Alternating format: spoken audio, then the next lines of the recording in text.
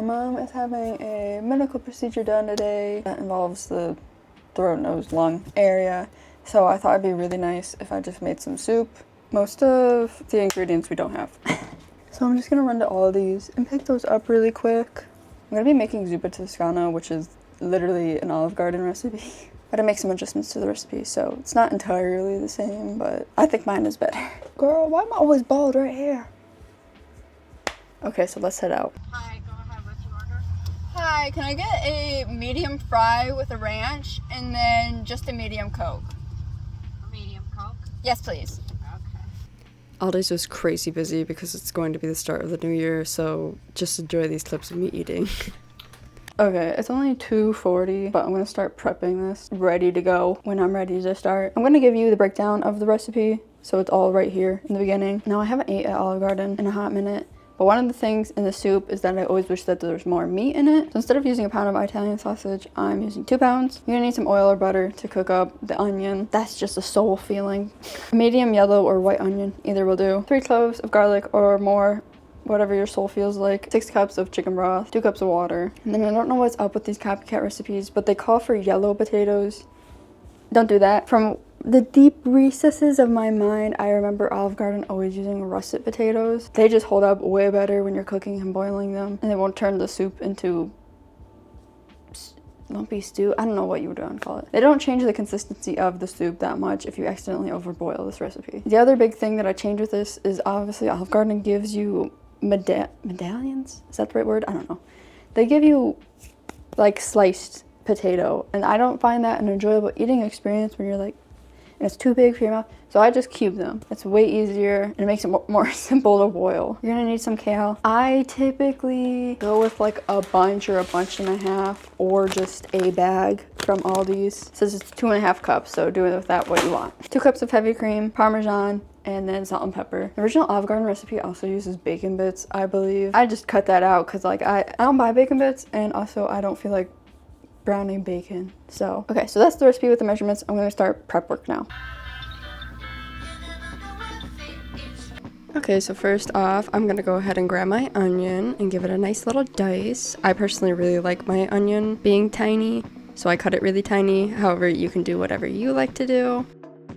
And then I'm just setting that aside in a bowl.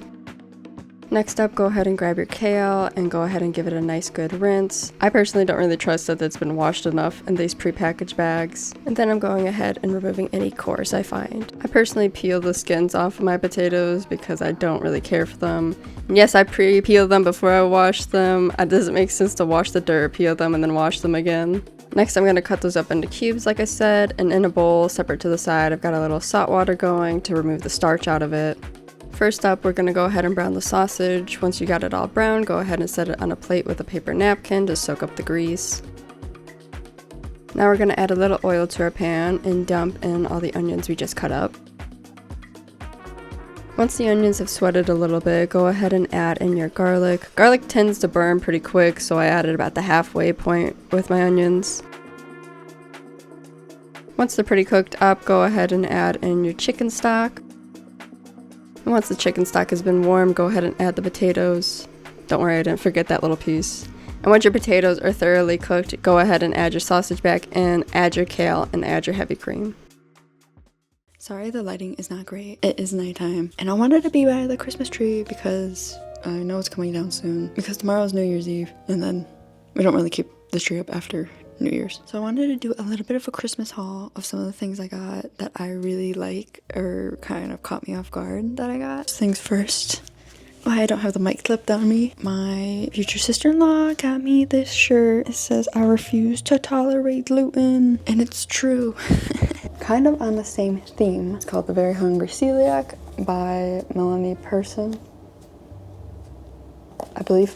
Essentially, I saw her actually on Instagram making wonton and dumpling wrappers, and if you know, you know, you just like can't buy dumpling wrappers that are gluten-free. So there's a bunch of good recipes in here. A lot of them are obviously Asian inspired. There's a lot of dumplings, but there's also things like udon noodles, things I'll never be able to try in like a million years unless I make them myself. It's also got gnocchi recipes and like tarts and other things like that. Another interesting thing is she doesn't use a one-to-one gluten-free flour. She makes her own blends, which is how everything looks really good. So I'm very excited to cook anything out of this. Next up, something I really needed. My grandma got me, which are shorts to go under skirts. I'm going to tell this embarrassing story. I'm gonna say middle school was rough for most people, but oh my god.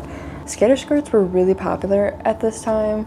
This was like 2013, 2012, and it wasn't really like practice to wear shorts underneath your skirts. I was wearing this black, green, and white floral skirt, and I went outside during the lunch period. We were allowed to go outside, and as soon as I walked out, the wind blew my skirt up and showed my underwear in front of so many people. And what makes it worse, it was like, it is middle school. It's the most ruthless time ever. I died inside, and I don't think I wore a skirt for like the next 4 years. It wasn't until I got into like K-pop, when I was watching like dance practices on stage, that I realized they were wearing shorts underneath, and I was like, wow, that makes sense. So you will not catch me ever lacking. I either have skirts with built-in shorts or I wear one of these. Another surprising thing I got from my future sister-in-law, a Tamagotchi. Oh my gosh. I love playing Tamagotchi on my phone. There's a little app. I have all of them collected. So I was really excited to see this. However, I've already took the battery out of it. It would be fine if they didn't chirp every like 10 minutes. And I'd say I had this going for maybe like 30, maybe like half an hour when I first started it up. And it would beep. And that was the thing that was driving me crazy. I'm pretty good about taking care of stuff like incrementally.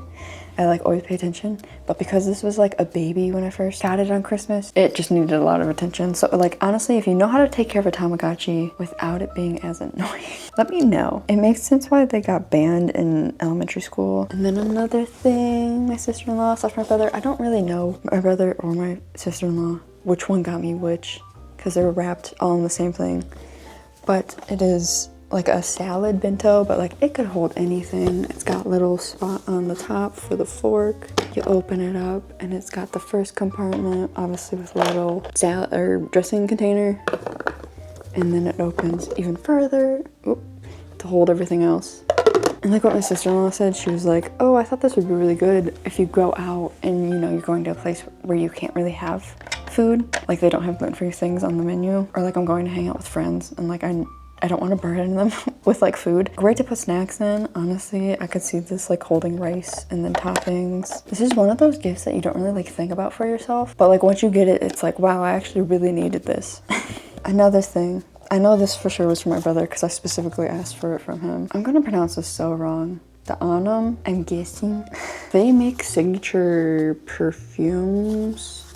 I don't really know how to describe them. Besides, every single smell in this box I would wear. And I am a picky person when it comes to scents. I don't like wearing anything overly sweet. Like anything from Bath & Body Works makes me feel nauseous. I also don't like wearing musk because it stays on you for too long and makes me feel nauseous. So there's 9 scents in here in total. I only found out about them because somebody was actually raving about the matcha smelling exactly like matcha that you drink, and I agree. It's really photorealistic. It smells like matcha powder and I enjoy that. I haven't got to try all of them yet, but the scent I like the most so far is kimono. It's like a very delicate floral smell. There are 2 masculine scents, Moonlight Samurai and Japanese whiskey.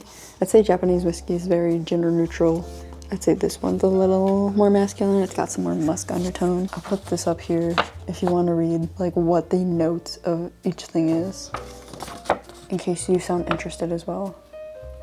I will also hype up the fact that strawberry mochi makes me hungry when I smell it every single time. It doesn't necessarily smell like the strawberry part, but it definitely smells like mochi. Another thing you saw me wear earlier today was a Gymshark hoodie. I really like that. I'm really particular when it comes to hoodies because I don't like feeling tight in this area, and I can attest that one is very comfortable. It's like got good slouch in the shoulders. It fits well at the neckline and also at the bottom. Usually if you get slouchy here, it's slouchy all the way down. I got 2 different jackets. Nope, I got 2 different coats. A long time ago I had a really nice, is that called a pea coat or like a,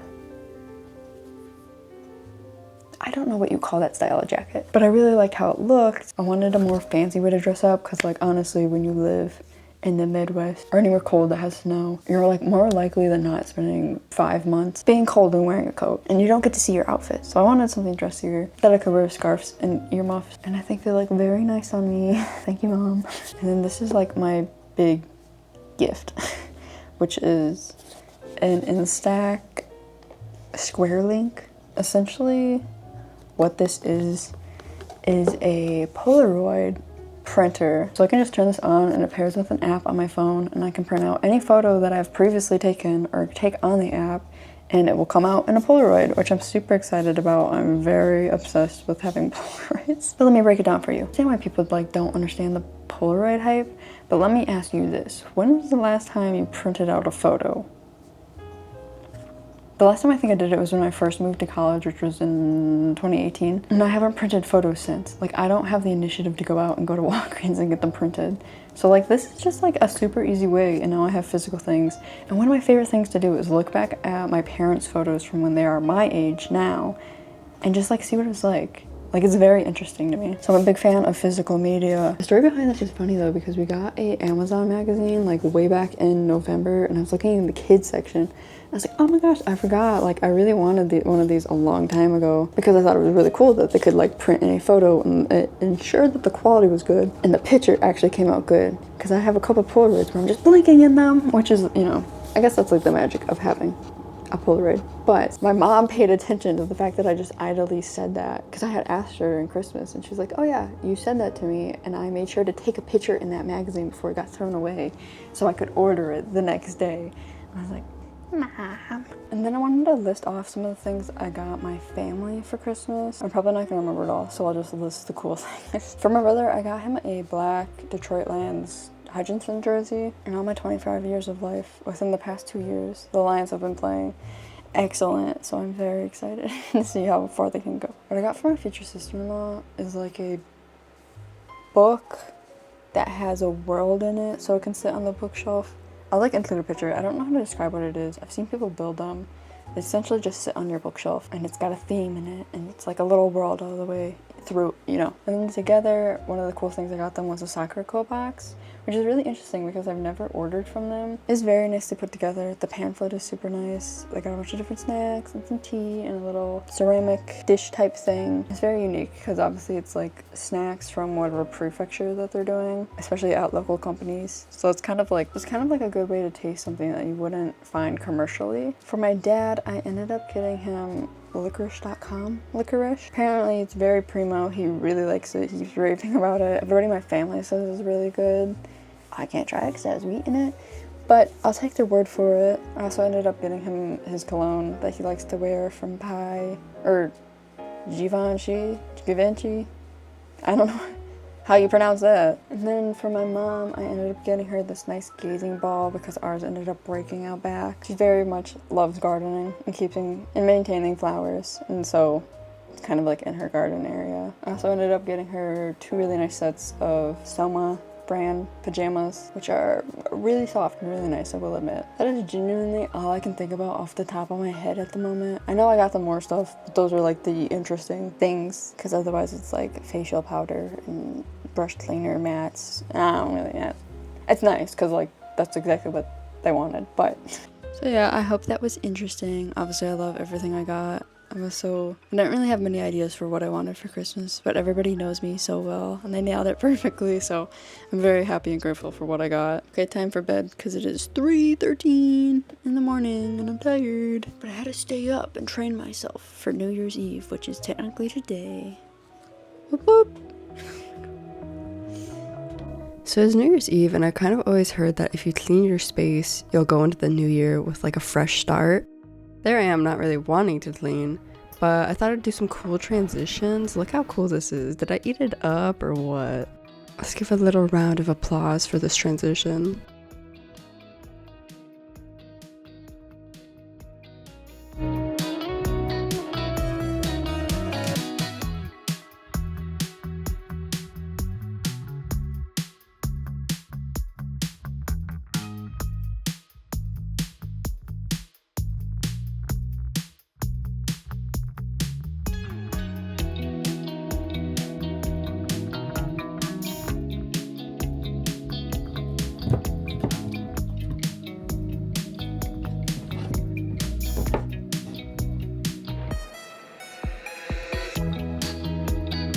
Okay, here's the outfit for tonight. It's New Year's Eve. The skirt is from Vina of the Valley. Top is from Walmart. Shoes are from TJ Maxx. I don't know if you can see how like beautiful this skirt is. I feel like it looks best in sunlight. My little makeup mirror isn't doing me justice. But I need to decide on earrings, and I also don't know if I want to keep my hair down or up. Either these nice straight but plain sparkly, or this really long ball earring.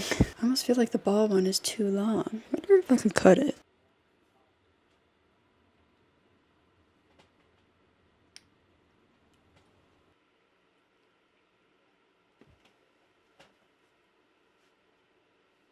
It's not like I'm going anywhere. I'm celebrating with my parents, but I thought it'd be fun to play dress up.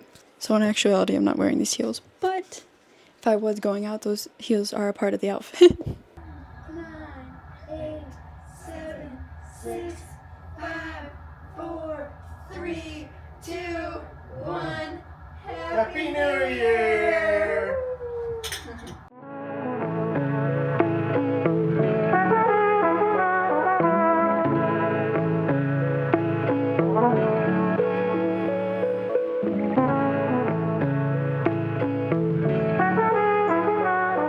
Happy New Year, y'all. I know I'm kind of editing this late. One of my resolutions this year was to journal, not necessarily every day, but close to every day. One of the things I really liked last year was actually just journaling out my feelings. So I specifically found a journal that has every single day of the year in it, and I'm gonna go ahead and try and fill it out as much as possible as my resolution.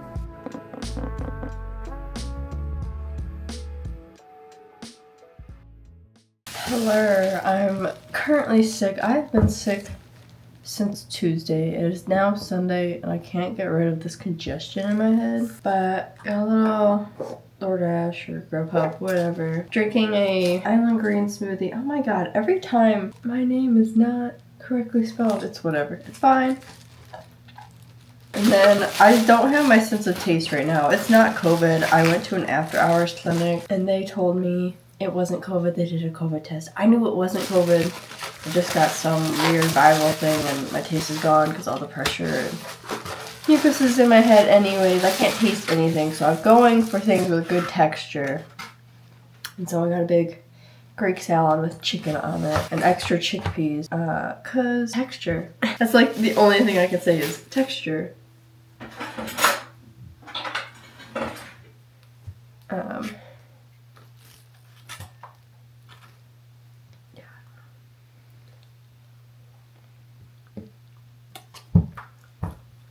I wish I could taste this so badly.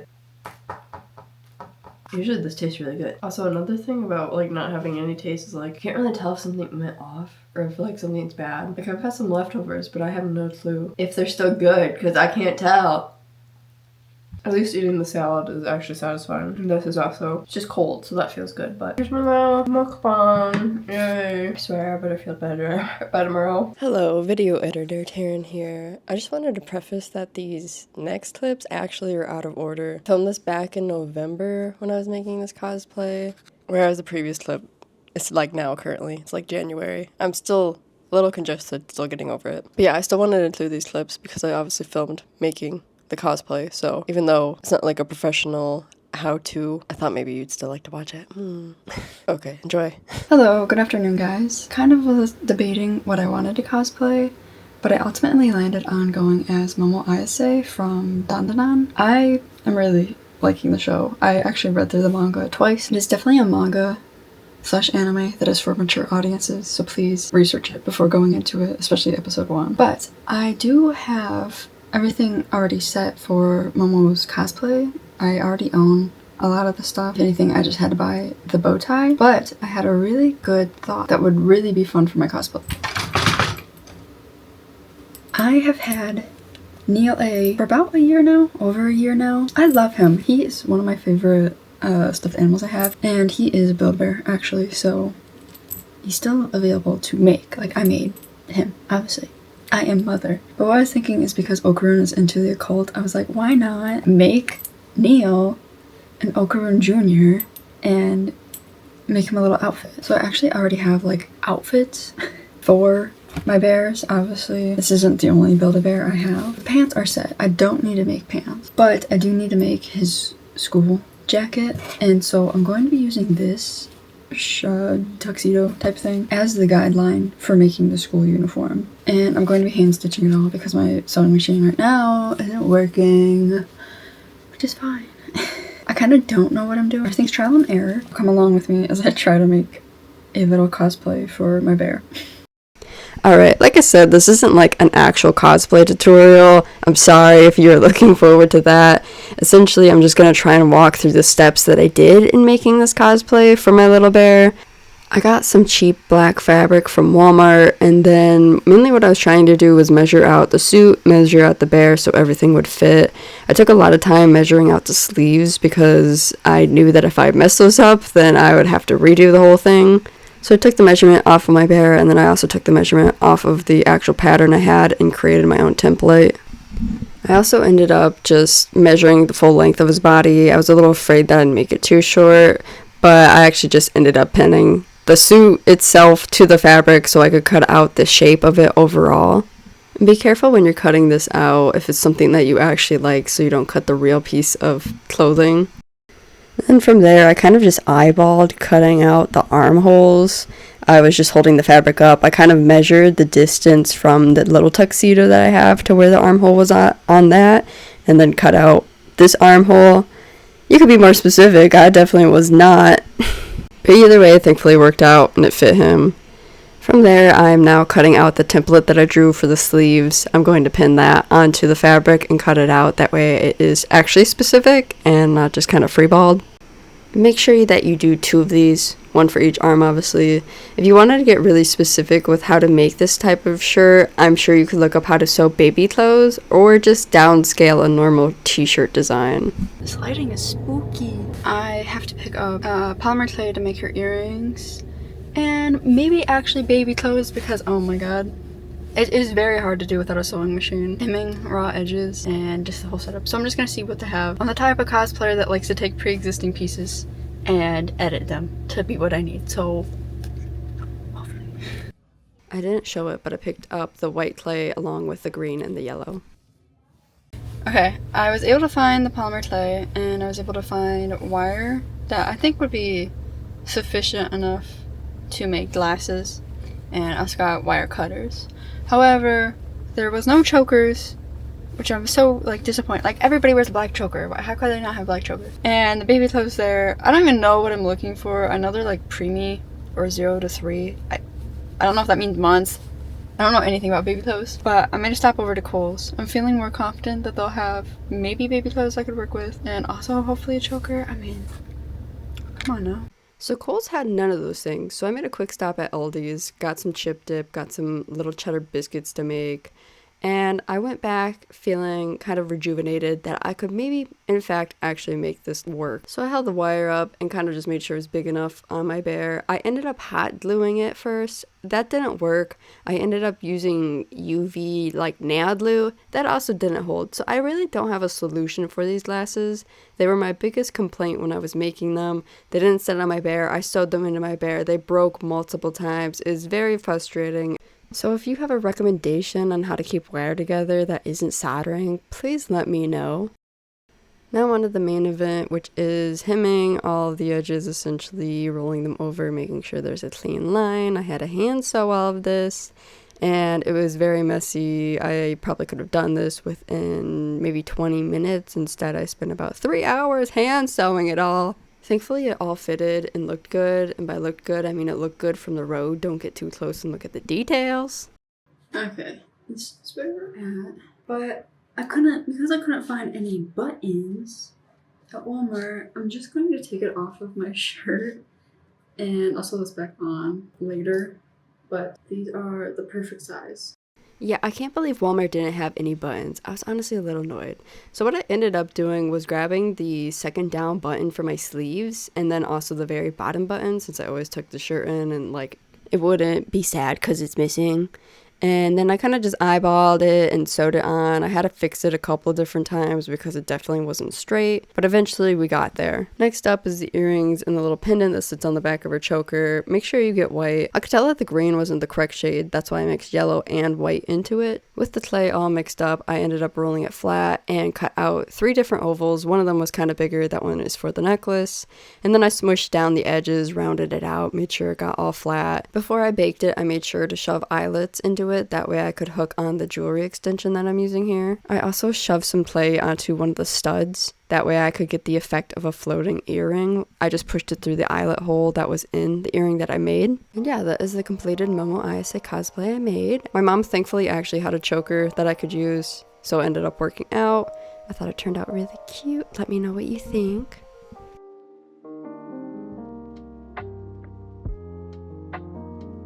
Okay, I didn't film an outro. My last vlog didn't have an outro either, which is my bad. I wanted to say thank you for watching if you made it this far. I know it's a longer video, but I consume long content, so I thought why not film long content. Alright, remember, spread peace, love, and happiness, and I will see you next time. Bye!